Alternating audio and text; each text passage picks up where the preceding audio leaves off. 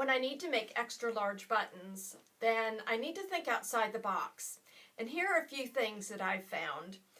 I found extra large metal rings at a local hardware store, and then I also found a large plastic ring. I'm not quite sure where I found that, but I just had that in my goodie supply box. Keep those items together so that when you need to make an extra large button, you've got those on hand. For the button front, I'm going to need a circle of fabric about twice the size of my button ring. I can quickly and easily mark the circle either using the button cover templates from Dritz that come anywhere in size from 1/2 inch up to a 1 7/8 inch button. So the outside of the template is large enough for me to cut my fabric. Now, for the ends of the sunburst pillows where the fabric is very thick, I quite often need something larger than the size 75 or the 1 7/8 inch button. So I will use this easy circle cut, which is a quilter's tool. But I can draw a circle anywhere from 2 inches up to 10 inches. So I like to keep this close at hand as well. And for the button lining, I'll cut a circle a little bit smaller than the ring that I'm using for the button. To do the running stitch for the button front, I've threaded a long length of upholstery thread, which is very strong, into my needle. I've knotted it and left a long tail. And I'll just start about 3/8 of an inch in from the edge of the fabric and just create that running stitch using anywhere from 1/4 to 1/2 inch length stitches. And I'm using a 3-inch needle, which I really like because I can just go in and out and I can get a lot of the fabric onto my needle. And then I'll just pull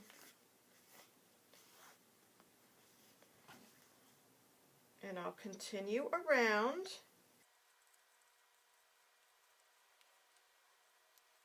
until I get to the other stitches, and then I'll pull, but not too tight because I don't want to pull that knot all the way through.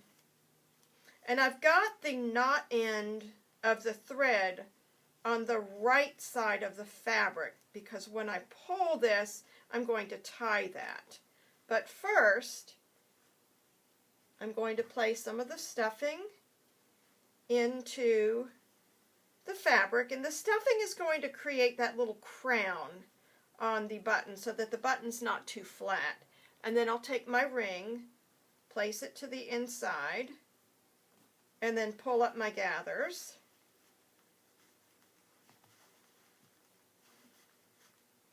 And then here is where I'll tie that knot off, and I'll just use a square knot. So I'll go left over right, and then right over left. There we go. So there, that's nice and tight. So here's the front of the button, there's the back, and this little hole is going to be covered up by my lining. And then I'll tie this upholstery thread with a knot, leave that tail, and I'll do the same thing with a running stitch to create my yo-yo as the lining back. And I'll do that same running stitch, inserting the needle on the face side of the lining and just taking about 1/4 to 3/8 of an inch stitch as I go along, using the same 3-inch needle so that I can gather a lot of fabric on the needle as I go. And when I get back to the beginning, I just pull that just to where the knot is.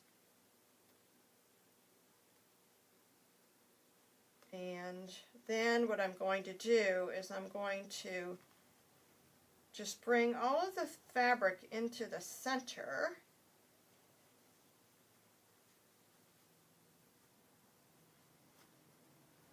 and just working it out to where it's a circle,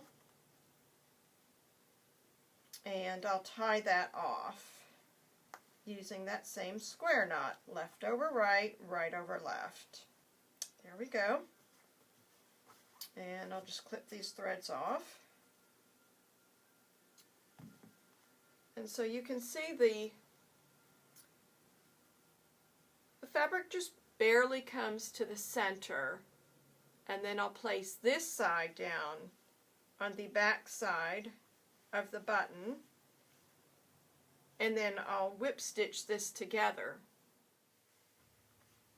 And here I'm holding the lining on the back of the button, and I'm simply using that same upholstery thread because it's good and strong, and I'm whip stitching the lining to the back side of the button.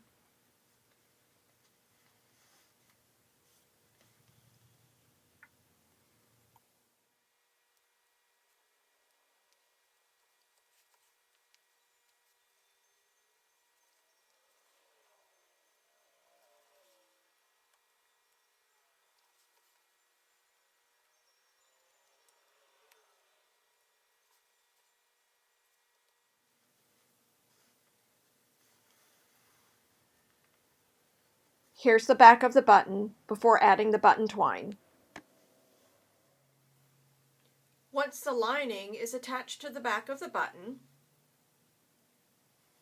take a length of button twine that is more than twice the width of your bolster, and simply place the needle into the lining of the back in one end and out, sort of centering that within the lining.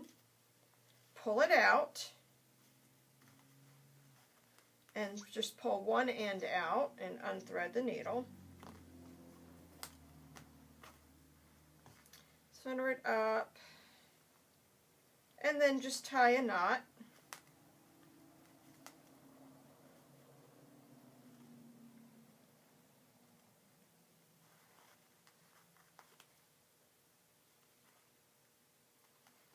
And then you've got a button with the button twine long enough to take a longer upholstery needle and thread that through your bolster.